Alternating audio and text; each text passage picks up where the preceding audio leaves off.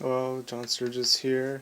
I guess this will be the video fame for my topic, my research paper.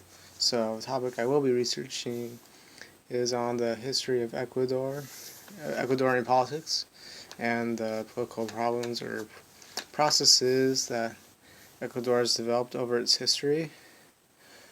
The first source I will be using is The Highland Indians and State in Modern Ecuador, which is a book that is about how the indigenous peoples living in Ecuador, especially in the highlands, have fared politically over the course of Ecuador's history.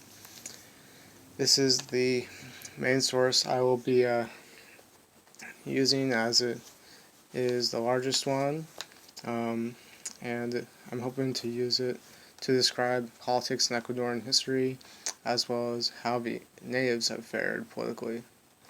The next source is called Decentralization and NGO Municipal Government Collaboration in Ecuador.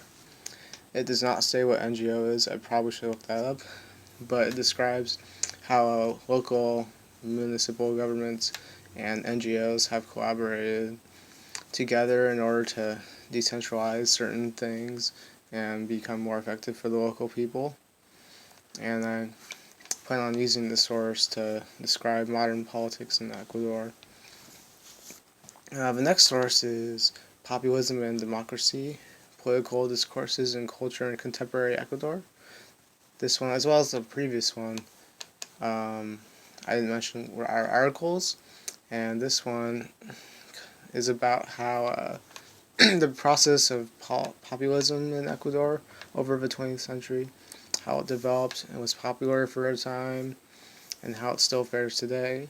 And this will also cover a certain portion of politics, or I will be using it to describe modern day politics in Ecuador.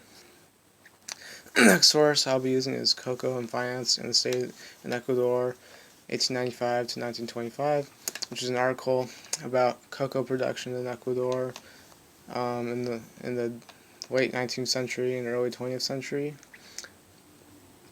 And I plan to use this source describing how Ecuador fared financially at this time and how it affected its politics. The fifth source I'll be using is Coalition, Erosion, and Presidential Instability in Ecuador, which is a journal article about the formation and demise of legislative coalitions in Ecuador from 1979 to 2006. I'll be using this source also to describe modern day politics in Ecuador, as it's mostly recent. And then the sixth source I'll be using is an article called Executive Assaults and the Social Foundations of Democracy in Ecuador, which is an article about executive assaults in Ecuador from 1979 to 2004. This source I'll also be using to describe a political facet of modern day Ecuador.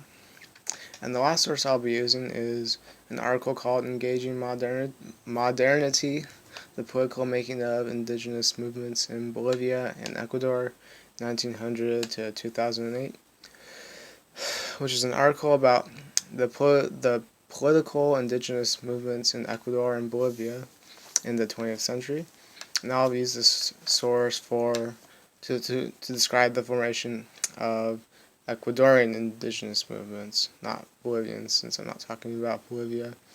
A lot of these sources I've noticed are about relatively recent time periods, most of them for the 20th century, especially the latter half of the 20th century.